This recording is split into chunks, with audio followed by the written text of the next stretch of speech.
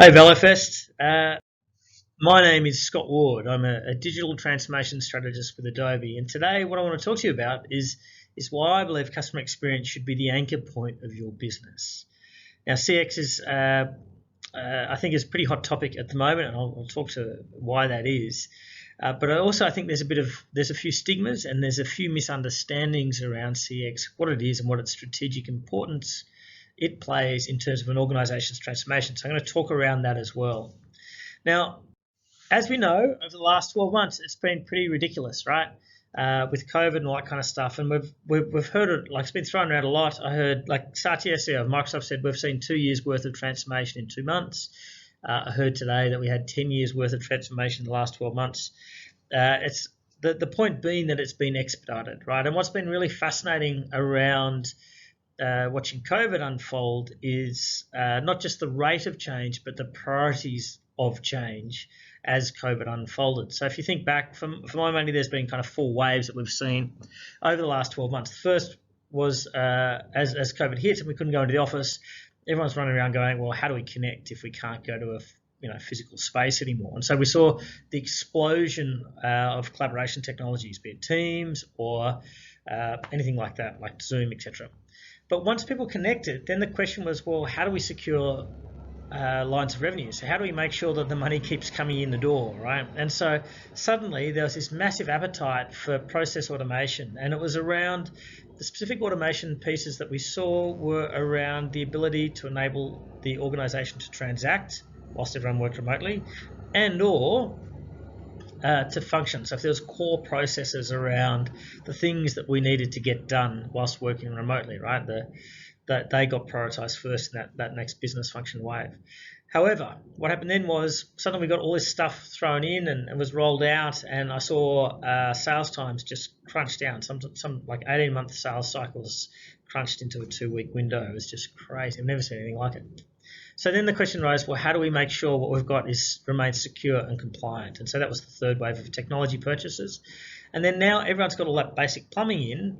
The real focus is now turned to, well, how do we compete? How do we grow revenue? And that's where experience is starting to come into it. So experience is a really important part of the puzzle.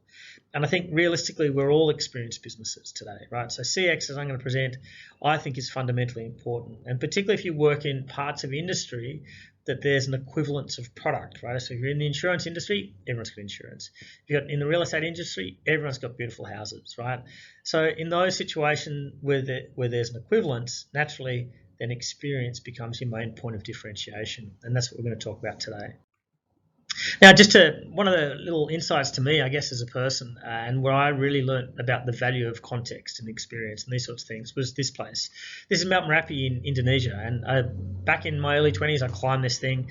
It was one of those things where you got to watch the sunrise, right? And they pick you up in the middle of the night, like 1 a.m., in this rickety little van that you putter off into the countryside for like a couple of hours, and you arrive at the foot of this bloody great volcano, and it's a 45-degree walk to the top, right? And so anyway, we get out. It's pitch black, trying to get up there and see the sunrise. It's meant to be a 3-hour walk, and I'm walking, struggling. It's like this black moonscape, and I'm about 4 hours into our 3-hour walk, and out of nowhere comes this guy just steamrolling straight past us. We're carrying this bloody great big box on his shoulder, and I'm looking at this guy going, why would you carry a box up a volcano? Like, when you leave it, get it when you come back down. Like, what are you nuts? Anyway, he just kept going. There's like a man on this mission. He just whoosh straight up the side of the hill, and I'm like, this is just incredible. Anyway, eventually I got to the top of the volcano, and I looked around and I saw the guy sitting next to his box, and he opened it up, and inside it was these most beautifully chilled, ice cold bottles of Coke. And he was selling them for $10 a pop. Now, I was outraged, right? Because down the bottom of the volcano, they were $1 each. At the top, it was like $10, and yes, he had ice in it, and blah blah blah. Anyway, I was so upset that he was charging that much money that I ended up buying 3 of them. And I remember sitting back there. The sun was shining. It was beating down. It was this tropical sun. It was bloody hot. I was covered in dirt and blood and sweat, and just feeling utterly miserable, trying to appreciate this amazing view, sitting down at the top of this volcano. with this icy cold Coke and having my first swig. And I can still remember today the feeling of that chilled Coke just hitting the back of my throat, going down through my body, out through the extremities, and just this wave of coolness flowing across my entire body. And that at that moment when I sat back and I looked at that guy and I thought, wow, you had me pegged. You knew where I was, knew what I was up to, you knew what I wanted, and you delivered it in such a beautiful format that it was so compelling I couldn't resist. In fact, I paid 10 times the amount. And realistically, that's what I'm talking about. Experience, that's what I'm talking about, right? Is about getting into the nerves and sinews of our clients, our customers, figuring out what drives them, where they're up to, what they're trying to achieve, and then using that as the foundation to provide value. So when I'm talking about customer experience, that's what I'm talking about today. Now, this is what I'm going to talk about. This is a model that I built. I'm just showing you where we're going. I build it up, so this is just you don't need to understand it yet, but I just want you to see where we're going. So what's underneath, and why I'm going through this, actually I should say that too. The reason I'm going through this is because I think in business and in our organizations today, there's two primary modes of thinking, right? One is constructive, one is not useful. Well, it can be useful in context, but at the moment it's not particularly useful. And so I want to challenge some of the assumptions that sit out there in our heads in the way that we do business, right? And so what I'm hoping for you guys is that perhaps I'm a bit provocative in how you start to dissect what's happening in front of you and perhaps start to inspire change. I want to be able to enable you guys to inspire change in a way that I think is a little bit more constructive. Now, at the foundation of all of business is these concepts of value and need. And they're two sides of the same coin. So when I'm talking about being up Mount Merapi in Indonesia, the need was pretty extreme, right? I was sore, I was bloodied, I was thirsty, I was sweltering under this sun after this extraordinary climb, and so the need to chill was pretty extraordinary and quite pronounced, right? So when I'm talking about need, I'm talking about base components of human need, and when I'm talking about value, I'm talking about the ingredients that go into satisfying those needs. So the function of a business is really to capture elements of value, arrange them into a product or offering, and then deliver them into the need. So like the guy went and bought the Coke, stuck him into a cool esky, and then walked up the hill and delivered it directly to the need, right? And this is really what business is about. And the way that you orchestrate those three functions, that's your business model. And I think it's an important thing to define because there's a lot of ambiguity around what a business model is. And for the sake of discussion today, this is what I've defined it as. Now, I'll give you a quick example. So if you think about when you're traveling and you need to sleep, like you got to stay somewhere, right? So you need a mattress, so you go to the bed shop.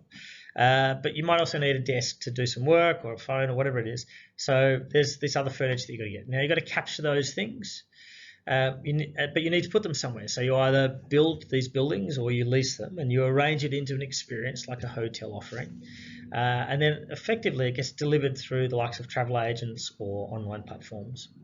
Now, what happens, and this is the way we build our businesses, and what happens when we build our businesses is we then start to look at, okay, let's drive efficiencies down these models. So if you think about the hotel industry, your capture is all about screwing down your cost to suppliers, so getting your procurement on them to get better terms. At the arrange, it's about having minimal staff for maximum experience. And then as you get into delivery, it's about minimizing your cost of acquisition, right? So everything that we do is about driving more efficiencies down the model. And you think about the way we structure our organizations, they're also honed to drive more efficiencies over time. So the way we structure our organizational chart, our operational models, right? The way we measure performance over time is all about doing, certainly, if not same over more, definitely like doing more over time. That's what we want. The other thing, the way we recruit people, so the skills that we hire and the way we promote people is all about can they improve on what happened yesterday? So it's all about that efficiency mindset, right? And our incentives obviously are all about like how much money can you save? Like how much better than yesterday can you do it? And we're going to reward you an equivalence or a piece thereof. And this is what, like, if you're a stockholder, this is music to your ears, right? This is what, when you're looking to please shareholders, this is what they look for: is like, how good's the model, how good's the team, how much more can they do, right? So how much more efficient can they get at driving transactions down through this model? And so this is Brian. He's our theoretical shareholder for today.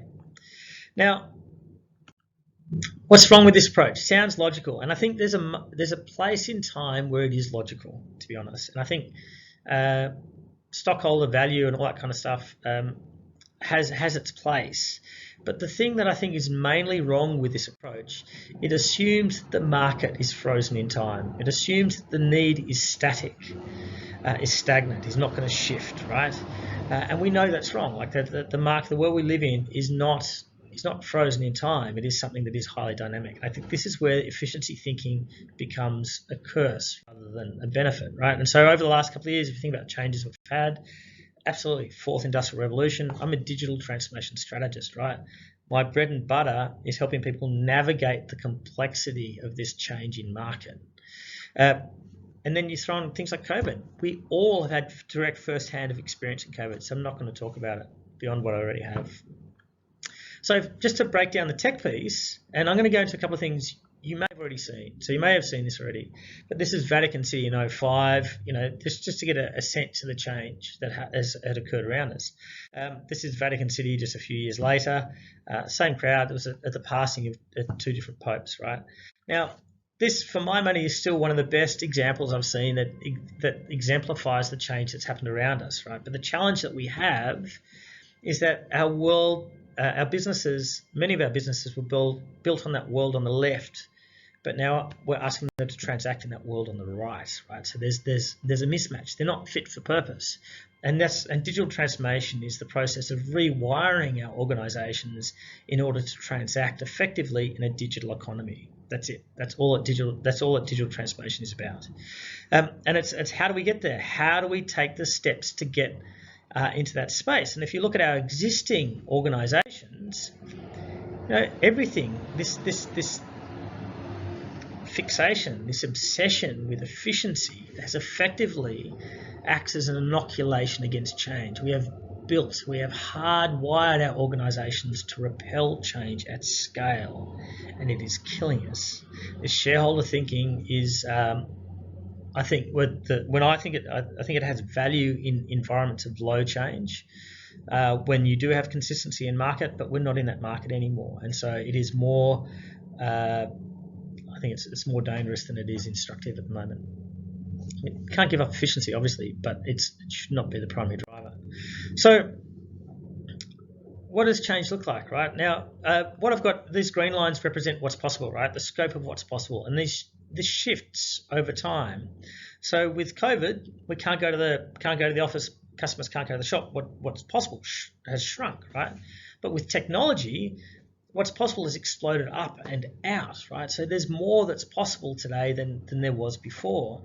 And so you look at companies like Airbnb, there can be there can be a bedroom in the apartment across from me that is available next Tuesday. That family can upload it into their mobile phone, it goes into the cloud, and then some bloke that's walking in the wilds of Canada can pull out a phone from his pocket and book it there and then, like miles from anywhere. No need to be at a travel agent or at a desktop. It's straight into their pocket. And if you look at, like, how does this compare to those old organizations like that are driving efficiency? These guys are screwed, right? Because they're married into these business models that have an inherent commitment to spend. So you still need to have the Egyptian cotton sheets, right? You still need to have the minimum number of staff to keep the lights on. So these new guys have jumped all this need for infrastructure, and they're really starting to erode the standing or the structural integrity of these old businesses. And so whilst these guys are fixated on efficiency and pleasing their shareholders, what you see from these new guys is they're really connected into the customer need, and all of them, these big disruptive companies, look at have redefined the need that they actually service. and aligned more closely to customer and servicing the requirements of a customer and connecting that into new combinations of value. And this is the CX focus. It's about figuring out what is it the customer wants and how can we unlock more value to pull into that experience. And I think this is one of the big points of differentiation between these two types of thinking, right? Organizations that are fixated with efficiency will often see themselves being in a particular business, like we're in the hotel business, whereas Airbnb or companies that are more customer-centric will say we're in the accommodation business. So what can we do about it?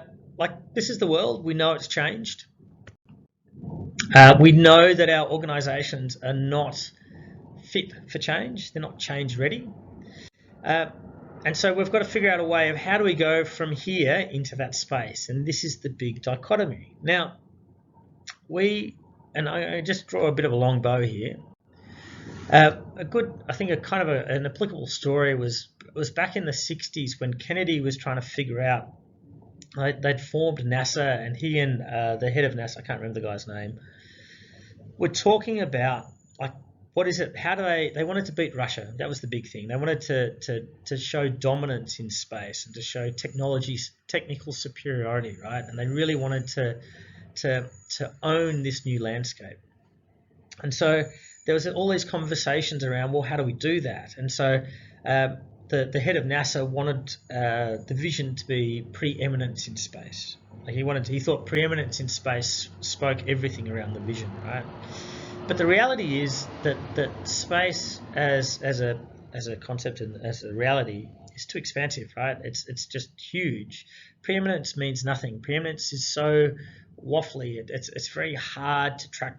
How do you track preeminence over space out in this sort of space? So what they decided to do was, as you know, was do the moonshot, and they decided to choose a project that would demonstrate preeminence rather than make that so making preeminence itself the objective was ruled out, and instead choosing a project that demonstrated preeminence was ruled in, and that's how they arrived at where they were, right? Now, the good thing about that is, and the whole commitment between putting a man on the moon and bringing him back safely by the end of the decade, was it gave NASA then scaled from being just a few thousand people to something like 400,000 people across multiple organizations working towards the same outcome. Now, in organizations today, we have all sorts of challenges around silos, right? It blows my mind that the amount of change we could get done when COVID had the metaphorical gun at our heads, but now that it's sort of easing back, we're going back into our old habits, and change is hard, right? So we need a point of orientation that exists beyond the bounds of our organization that we can start to measure our effect off, if that makes sense. And just like they did with the moon landing, they had a point of measurement that demonstrated their preeminence. And the customer is that point of orientation that demonstrates your ability to compete in market. So yeah, from a customer focused standpoint, in my mind, it is that independent force that exists beyond the limits of our organization that can judge the relevance of our efforts, right? The customer is the ultimate arbiter of success in business. And one of the things that I think is often misunderstood around this is that when you build your customer journey, what you're actually mapping is the route money takes to get into your bank account, right? It's a revenue-driven metric. It is totally strategic. The other thing it does is gives us a tangible point to collaborate on and to measure that progress, right? So if you want to start to bust silos, you need to have a why that is greater than the individual agendas. And customer focus gives us that. We also need a method to prioritize our transformation efforts. So I've seen it so many times in companies where everything's a digital transformation initiative, and it's bullshit. It's not, right? For it to be a digital transformation initiative, it needs to demonstrate value beyond the organization. It's about rewiring your organization to transact effectively in the digital economy, right? If your initiatives point towards that, then it's digital transformation.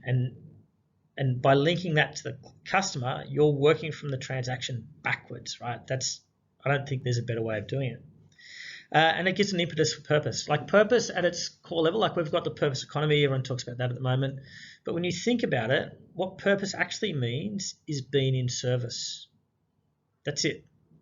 So if we are in service to our customers, if we have a CX focus, we are in service to our customers. And this is one of the reasons I believe that CX-based companies have higher employee experience, EX. EX drives CX, we know that, but also CX inspires EX. So this is the model, right? This is where these two forms of thought that we need to reconcile in business. And the kind of, I think the important thing to note is that it starts here, right, in need. And you can't see it because my big fat head's in the way, but it's a circle.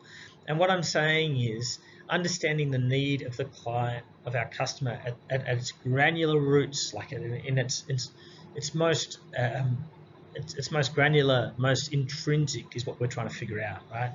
Understanding that from a CX perspective allows us then the insight and perspective to start to make changes to our existing business, so we can lift those learnings or those insights into our existing business. But the other thing it does is, because we have such a clear understanding of what the customer actually wants, it actually allows us to identify the pockets of gold that exist within our business that we can then release into that experience, right? The whole thing about competing from a CX perspective is trying to figure out how much value can we push into the fringes of that experience to drive the customer requirement at scale, right? And this goes all the way down the line. So, and this is the big challenge, right, is that CX should be an all-in affair. It should not just be the remit of marketing. This should be dripping from our DNA up and down the value chain within our organizations. So, just to set a bit of a challenge, I think, stockholder value is, shareholder value is spoken about a lot, right? But when you think about the priorities of a shareholder, they're there to extract money, extract value from an organization. Yet, if you think about the customer, they're there to contribute value to an organization, right? So you think about, like, who is the better one to prioritize in this environment? I'm going with the money supply, like, 100% of the time. I don't know why I'd ever do the other one. But the reality is too, when you drive a CX focus, organizations are something like 1.6 more profitable, they transact more effectively, they've got higher staff engagement. So realistically, when you focus on CX, you get shareholder value as well. But it's the CX that drives value. It is not the shareholder. And I think that's an important differentiator. So yeah, that's kind of what I wanted to step you through today, and set you the challenge around having you think, like, what does your customer actually want, right? And where is your organization up to? Are you prioritizing efficiency over customer experience?